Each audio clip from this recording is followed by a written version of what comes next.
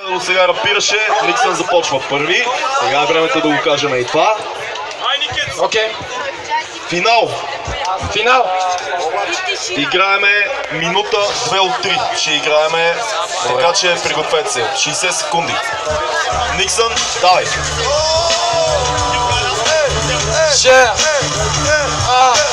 Бате! Виж, първо! Това пичага тук ми е приятел, не искам бато също него, бато не се е надявал, че ще ме бие, нито аз. Обаче както и да е, яко ми е, бате, че те познавам.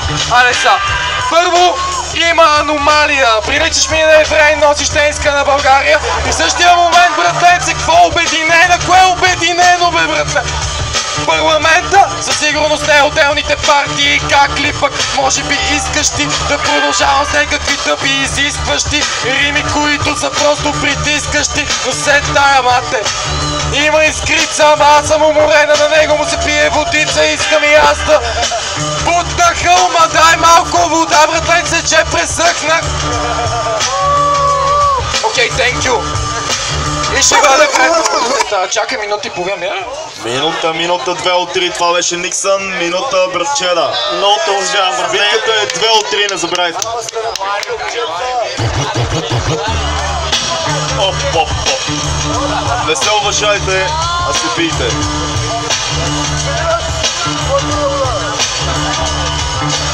Искам да ти кажа просто и чисто, че ти нямаш българска грамотност. Това момче е доста оборотно, да знаете, работи в Доминос. И аз съм мега силен, можеш да го намерите на адреса в Гео Милев. Ще ви направи пица и няма да използва зърното трица. Това е чист хляб, като се едно съм Муамар Садат. Не говориме за някакви бежанци, а говориме за чисти труженици. И какво да говоря за фанти? Той е един от нелегалните мигранти. Живееше в Суходол в психиатрията, сега изведнъж отиде в авиацията. На истинския смисъл това не означава, че съм го написал. Обаче за динацията Меровинги, знаеш кой ще отмъсти? MC Пинги. Добре, това беше първата битка. Време е да гласуваме. Стига пръска ли там, който пръска, искате да се взривите с всичките кабели тук ли? Нелепо е. Кой пръска там, както казва една баба от балкона? Направе за младоженците, някой да му зашие вената. Да. Добре, готови ли сме? Време е да гласуваме. Първи. За Хикс, но съм склонен Не, публиката Хикс, да 2 от 3 е прецени битката. вместо мен, защото 2 от 3 е битката, дай глас. 2 от 3 е битката. не мога да дам Хикс. Не давай Хикс, 2 от 3 е битката. Как да ти го кажа? Битката е 2 от 3, 2 от 3 е битката. Дай глас. Не искам да гласувам за нито един от това. Няма как, трябва да гласуваш, съжалявам. Не, моли публиката да реши, защото аз съм за Хикс и нямам. Може и публиката да реши. Секта се въздържа. Явно трябва да се въздържа, за да видим от първата битка вие да изведете победителя. Така че, първа битка. Да ви чуя за Никсън.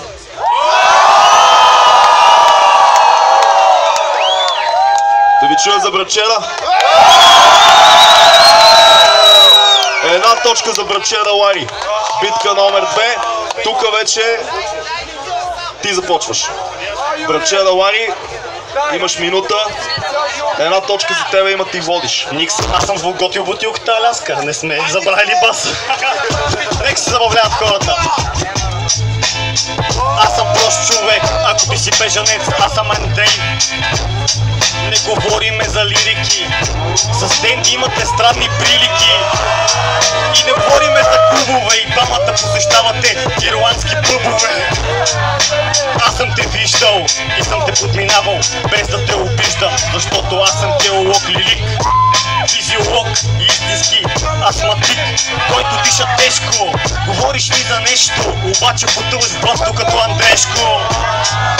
Говориш ми за някакъв син, аз мога да направя роман като Елин Пелин или като Сергей Есенин, защото спомените от тук ще са вечни и те ще бъдат за теб. Може би сме някаква аритметика, връщам те се едно сме на мат между България и Швеция. Говориме, тук е 1 на 2, става 3 на 2 или малко знаеш каква ти е приликата. Ти тръгваш да спасяваш, обаче аз съм Пацо Тигъра. Това е уникален, бе. Пацо Тигъра. Пацо Тигъра. Добре, Никсън, имаш една минута. Отговор. Окей, на същия бит, също толкова скрит, също толкова покрит. Общо взето бате нема вече кой да ме гони. Ти не съществуваш като еднорог или пони, което всъщност малко какво ми говори. Бомбони, защо ли да се затвори и да моли някой като мен да те заколи. Ще ти се изплюя в пицата с пеперони. Да те боли, така братенце, просто ти уви. България и Швеция, да бе това е яко брат. Обединена България, Ханко брат. И след това Хан Аспарух и Хано Мурдак. И какво ли става на датъка, само кръговата, ма както и да е мате. Аз съм Яков Унисон, Йохансон или всъщност някакъв друг шведски футболист, аутист. Ти всъщност говориш глупости и избухваш като джихадист. Не бе, той какъв беше, бе, бате? Кажи го, все тая, бате.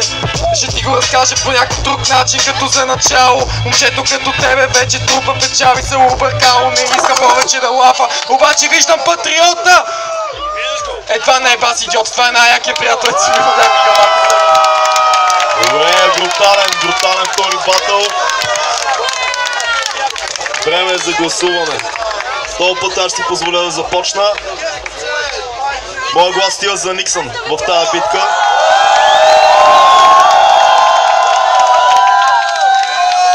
Ще гласуваш ли? Аз съм за Никсън. И това е за Никсън. 1-1 е резултата. Тоест, следващата битка ще реши кой е победителя тази вечер. Наградата е 200 лева за първото място, 100 лева за второто място, а за другите две MC-та, които отпаднаха, има една бутилка хубаво уиски, което може да си разделите и да изпиете всички заедно. Така че, да, вечерта започвате първа. Сега, Никсън първи, Брачена втори, минута, финална битка. Пловдив да ви чуя да надъхаме MC-тата. Стабилно. Чек. Лирики. Има ги текат като три реки. Ще ги вкарваме с Брачена Лари, има ги. Бате, спести ми ги, всеки глупости, дето ми лапиш и са лигави. Общо взето да почнем леко бавно. За това батъл, бате, ще ти бъде гадно. Не съвсем пичак, ще унесе се. Защото къде учиш, батенце, в УНСС? Икономика, какво ми да лапи, бате, бунтовника? Или е патриот, или е упълченец? Бате, ти по-скоро ми приличаш на чеченец. С автомат или AK-47, 7-11, аз съм 97. Набро 9-7 и цепа на батали, защото съм с характер летен. А ти? Абе, бате, ти си от София, нема пътуване, нема пътуване, нема никакво подупане, нема нищо, бате, той е от Подуяне. Само се струпваме и нема никакво тупане. Не, бате, аз съм просто трезвен.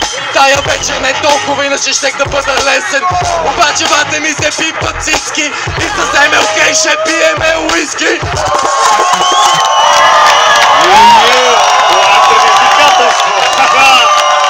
Както биха казали, това е Сериозен отговор, чакаме. Брачена Лари, имаше една минута за отговор. Тишина, пленечи.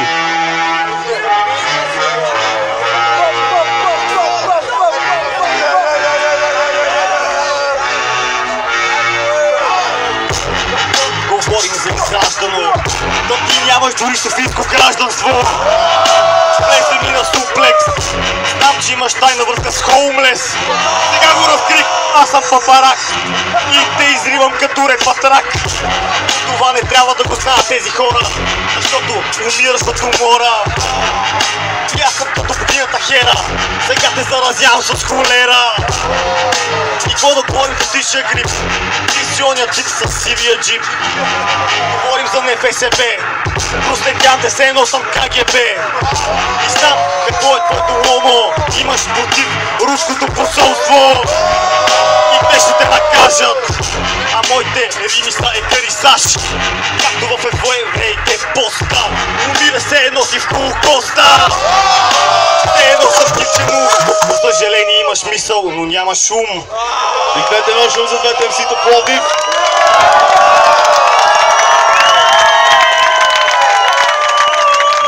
Не знам дали оценявате колко як батъл вече това, колко неща се казаха. Липса на майки, познания, история, гражданства, фолове, въобще имаше всичко, така че още един път много шум за Никсън и за Брачела. Респект! Затова ги правиме нещата, за да се дига летвата, а според мен се дига 100%. Едно по едно, успокой се. Първо да гласуваме. Аз гласувам първи, защото съм по-възрастен и не ми пука, ако тълпата ме разпъне. Това. И ще ви кажа защо. Моя глас е за Никсън. Ще ви кажа защо. Влезе с брутален фол, имаше рими, сипа повече. Брачела имаше много пънчове, всяка рима беше пънч, всяка рима беше целта, но влезе по един и същи начин, като всички други битове преди това. Един и същ фол, една съща тема. Затова малко повече тук ми наделя MC-то в случая. Гласувам за Никсън аз. Много на кефи на Лари всеки път подбора на думи и концепции. Брутален е, да. Много по-дълбоки от останалите, само че Никсън току-що покри норматива по всеки един критерий. Мога гласувам за него и това беше много як батъл и се радвам, че присъства. Никсън, печелиш 200 лева, 100 лева за Брачела, Лари и една бутилка уиски. Респект за двете MC-та и двамата са победители. Респект за шампиона тази вечер Никсън. Брачела, Лари финалиста. Благодаря ви, Бонди, за нас беше чест и удоволствие да бъдем заедно. Обичайте рапа.